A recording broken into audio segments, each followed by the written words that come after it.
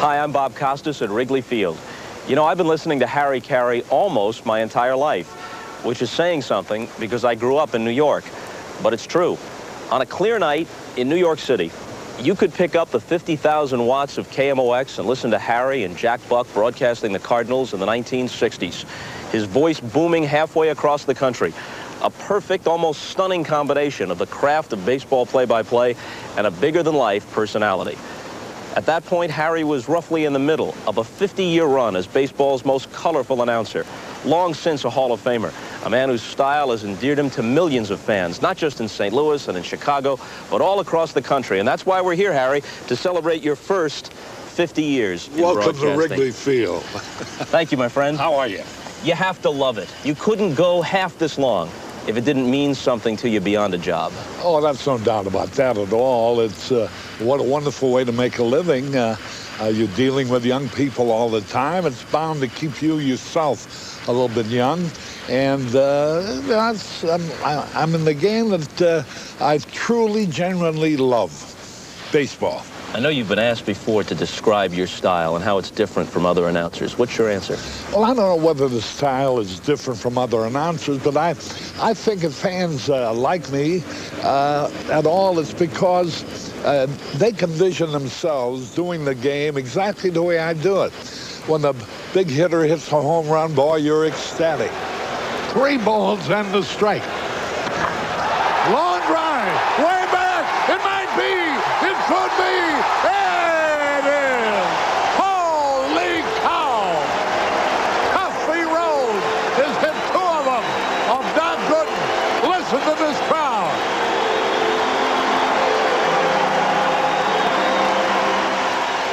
When a big hitter strikes out with the bases loaded, you lose the ball game, you're despondent.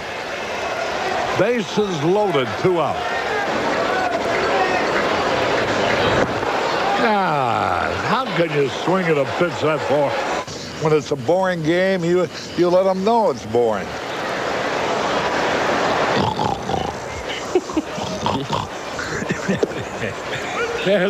You're not falling asleep, are you? I think some are.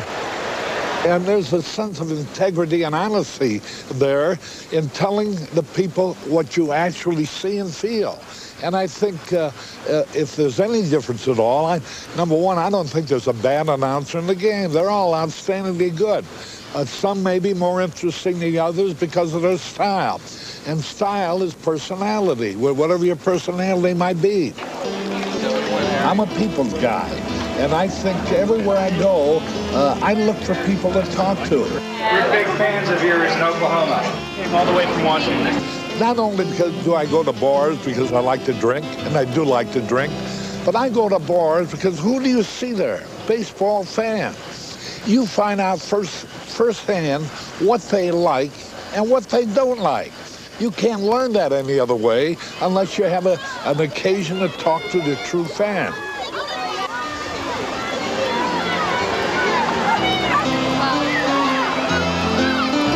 To know today's Harry Caray, you have to go back to St. Louis and a boy born Harry Carabina. His father left the family, his mother died soon after, and Harry grew up with his aunt. Although he had a happy childhood, understandably the realization of being an orphan always stayed with him. You've talked before about growing up as an orphan. Well, yeah. I don't like to talk about it too much. There were things about it that were naturally sad whenever you can't even remember your mother or your father. Was this a rough neighborhood? You getting your share of fights? No, I don't recall that at all. In those days, really, I can't remember any kind of fights. The kids played ball and had fun at home, I guess. The closeness between the kids and your neighbors was far superior than it is today. So you see, progress doesn't necessarily make things better. There was more friendship in those days, more pals. A guy would knock on the door, let's go out and play ball, you know. I don't think you see that anymore. I used to go out to Sportsman's Park, sit in the bleachers during the week. And whatever it was, I came to the conclusion either that I was just lucky and only went to the ballpark when it was so exciting, or that the announcers didn't feel the game the way I did. The nuances and the positions and the way the pitcher was working and the way the outfielders moved around, the catcher set it up. All these things made an impression on me. Harry took off with a new career and a new name to go with it. The station manager, Bob Holt, at WCLS in Joliet, it was his idea that Carabina would be too awkward on the air.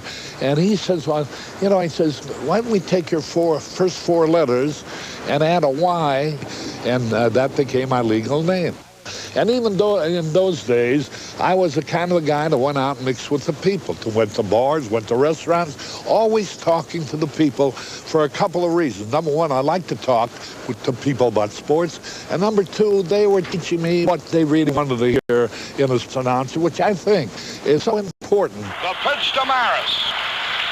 Here it is. Base hit! KXOK, very legendary to on the air. Cardinals win! Cardinals win! Cardinals win! Cardinals win! There are millions of people around America who only know you as the voice of the Cubs.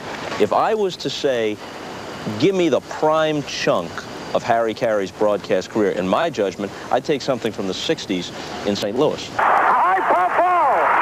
The curve is there! The Cardinals won the pennant! The Cardinals won the pennant! The Cardinals won the pennant! Everybody out! Everybody congratulating everybody!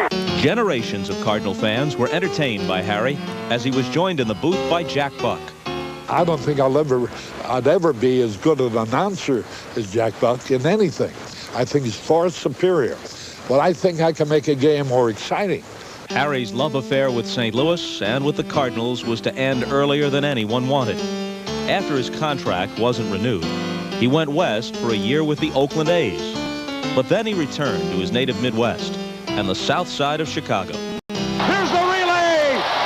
The White Sox win!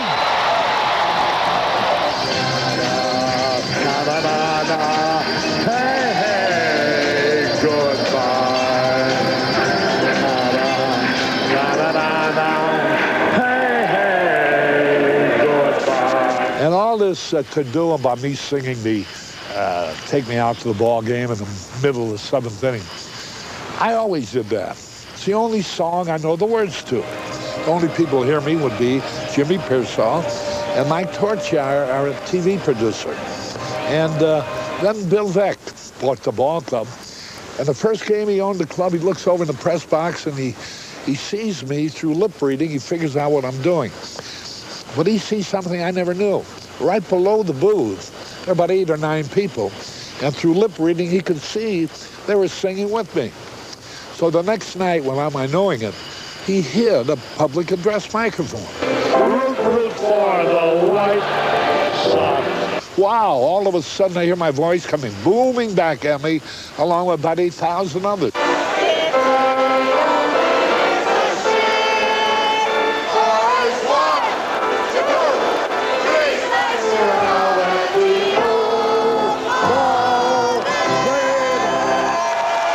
When the game is over, I go up to Becca. I said, Bill, what in the world was that all about? He said, Harry, 45 years I've been looking for the right man. He says, as soon as I heard you, I knew you're the right guy. I began to puff up in the flattery, you know.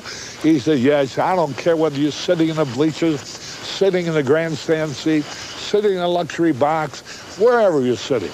He says, as soon as you start singing, that man sitting wherever he's sitting knows he can sing better than you, and so he joins in. In 1981, a group of investors headed by Jerry Reinsdorf bought the White Sox, and Harry moved his act 9 miles north to Wrigley Field. Line drive it in! Fair ball! Here's a winning run! Sanchez around third! The relay! He is! Cubs win!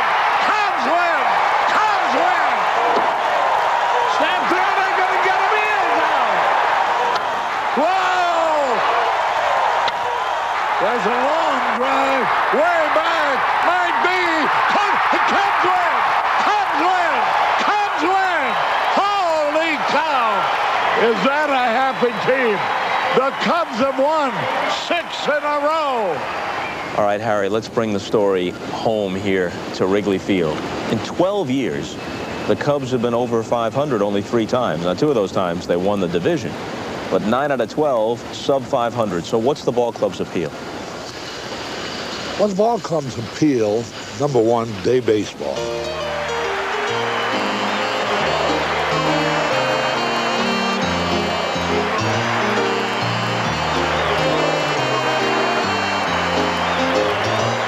I don't know whether Mr. Phil Wrigley was just a great visionary or whether he was lucky.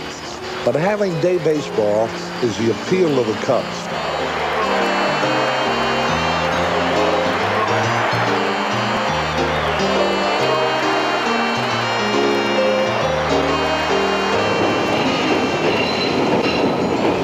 Generation after generation, the kids get off the L, they come here, they see the ball game, they get back on the L, they're home by 5:30, 6 o'clock. Can you imagine the youngsters and their enthusiasm telling their parents about the great hit of Grace and Sosa hit a homer a mile, oh dad, oh mama, and they grow up to be parents too. The same thing happens. Year after year after year, generation after generation after generation. That's the appeal of the Chicago Cubs.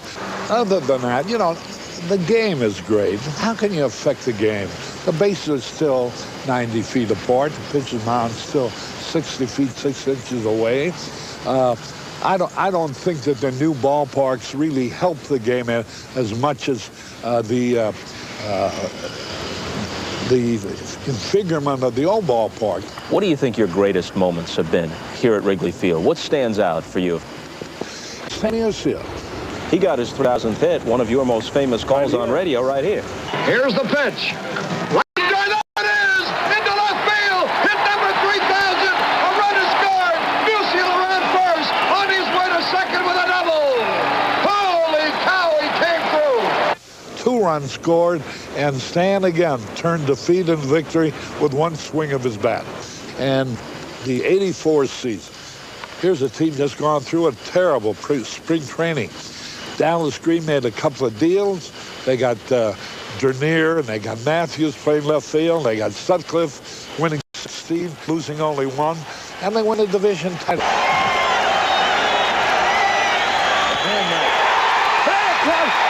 are the champion! The Cubs are the champion! The Cubs win! Look at that mob scene! And then that team goes on in '89, wins another division title. 2 strikes, a pitch. Hey, Cubs win the division! Cubs win the division! Cubs win the division! Fitzgerald is out on strike. Look at that scene on the field. A division title is not being in the World Series, but the next best thing to it when you haven't been in the World Series for 50 years, 2 division titles ain't bad. How bittersweet was 1984 for you? It was a tremendous season. Sandberg wins the MVP. Cubs win! Cubs win! Cubs win! Holy cow! The Cubs go to the coast! Up in the playoffs! 2 games to none! Here's a pitch. The playoff seems to be in the bag against the Padres. The whole country is getting ready for it, and it slips away. Cannot make the catch. He started. You're making me want to cry.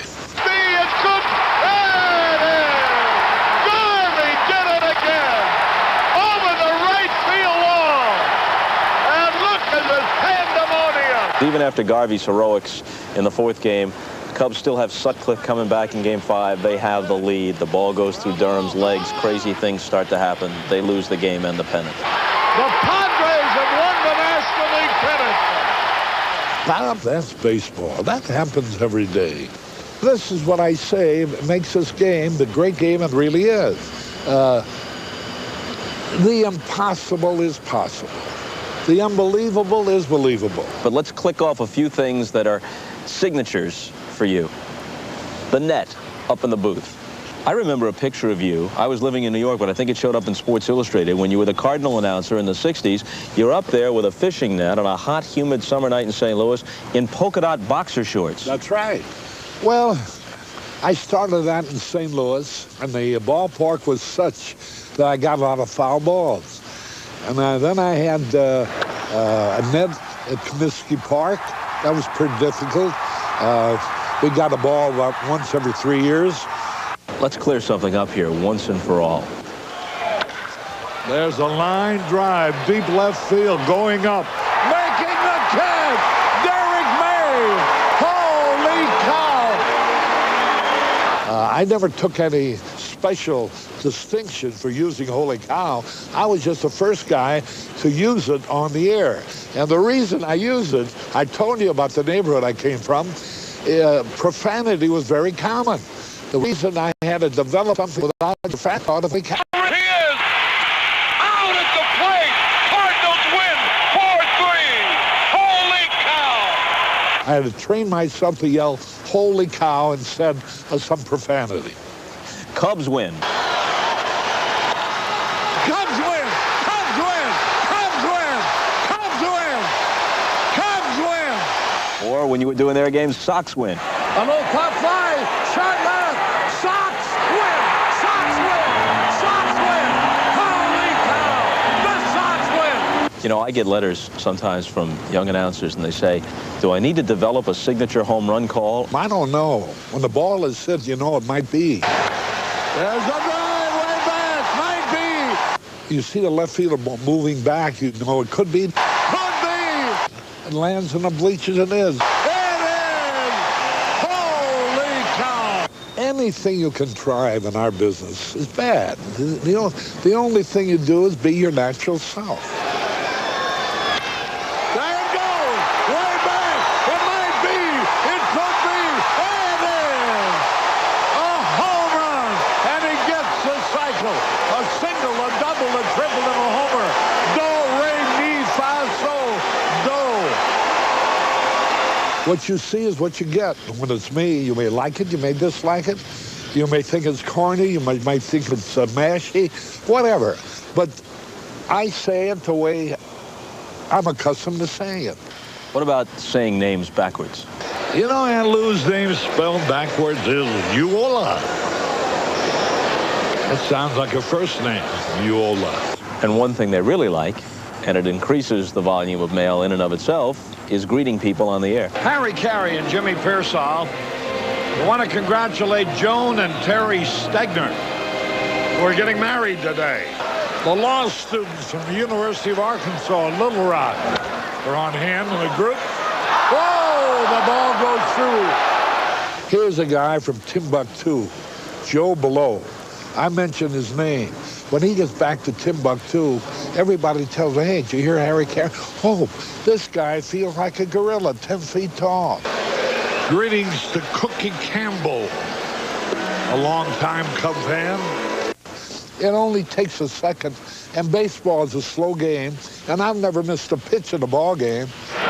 Get well wishes to Bob Skiffington, the Budweiser man from Decatur. Quick throw, got him! And it's if I miss it, you've seen it on TV. I don't have to tell you it's a strike or a ball. They're just showing it to you. So what's wrong with it? Here's Kurt Miller. Miller bounced out his only previous time. Oh, well, thank you. Come here. Let's do that again. Come here, only you. Only you. Who was that? Do you care? No. Well, when I start broadcasting, I don't even know who's going to be listening. There's a high pop fly, Sanchez. He never dropped one of those in his life. He just did. You did. Holy cow. How about that? An error for Sanchez, only his second of the year. I had just finished saying he never dropped one like that in his life, and he did. Whether they listen in the millions or whether they listen in the hundreds. I don't think an announcer thinks about those kind of things.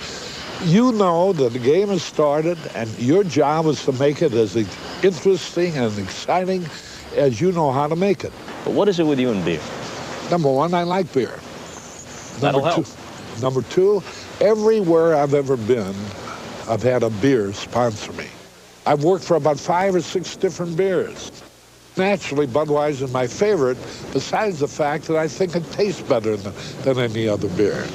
So, does that answer your question? The Carays have given us a baseball first, something of a dynasty in the generations of broadcasters, from Harry to son Skip and now grandson Chip. The fact that I'm one of 3 generations, all of whom are broadcasting Major League Baseball at one and the same time. It's never been done before and may never be done again.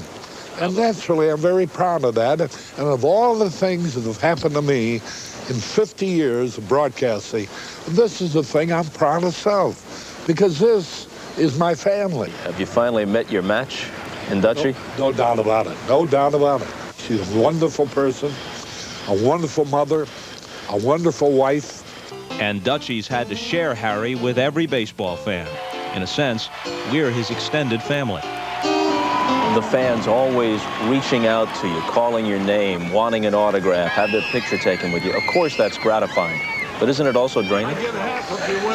Yes, but it's a small price to pay for something you like. I like the fact that people like me. They make it very clear I'm not being immodest, and I'm proud of my relationship with these fans who I think the world of. And there's no fan more loyal than the Chicago Cub fan. Believe it. When you went into the Hall of Fame, one of the remarks you made in your speech was that the unsung heroes of baseball are the fans. We are all fans of the world's greatest game, baseball. And I know that it is the fans who are responsible for my being here. I've always tried in each and every broadcast to serve the fans to the best of my ability. In my mind, they are the unsung heroes of our great game. And I'm very, very proud of being some part of this important piece of Americana. Coming from you, that didn't surprise anybody. Absolutely. The fan is a guy that the owners should cater to. The players should cater to him. The players ought to look around and encourage the fan to ask for an autograph. These people make it all possible. I don't care what the contract is. I don't care how much they hit. I don't care how much money they pay. If that fan isn't sitting in that seat, the game won't be around very long. Any significant regrets? Regrets? Significant regrets. We all have small ones. You got any big ones? Not really, not really. Even the finding out I wasn't going to spend the rest of my time doing the St. Louis Cardinal games, that disappeared long ago. I'm tickled to death. Better things happened for me. I got to see the American League. I got to see the great city of Chicago, where I made worlds of friends. 50 years from now, how do you hope people remember you? I have no idea. I have a feeling that somewhere along the line, somebody will remember me and say, gee, the Cubs just won the World Championship. Boy, isn't it a shame Harry's not here to see it. Time to wrap things up. There have been a lot of changes in baseball, some of them for the better, not all of them. And things are less stable in the game. Toronto Blue Jays win back-to-back World Championships, and more than half of their roster is changed from one year to the next. And I've begun to believe that to the local fan, at least, the veteran announcer, whose voice is part of the soundtrack of their summer, each with a different style, but you in Chicago, Scully in L.A., Buck in St. Louis, Ernie Harwell all the years in Detroit, Phil Rizzuto in New York, that there's an emotional attachment on the part of the fan to the announcer that's sort of the last remaining thread to baseball as it has been through all the years. And I remember how you called Stan Musial's last at-bat in 1963. Remember the stance and the swing. You're not likely to see his likes again. However long it lasts, take a good look and a good long listen, because you won't see Harry's like again either. It's been a pleasure. Well, listen, Bob, it's such a pleasure for me. You're going to pull me off the chair and across the plate. The man still has plenty of strength in his 50th year. Thank you very much. Thank you, Harry. Okay. Time for us to say so long. We're gone. Who knows how we're really leaving. Bye-bye. Thank you, Bob.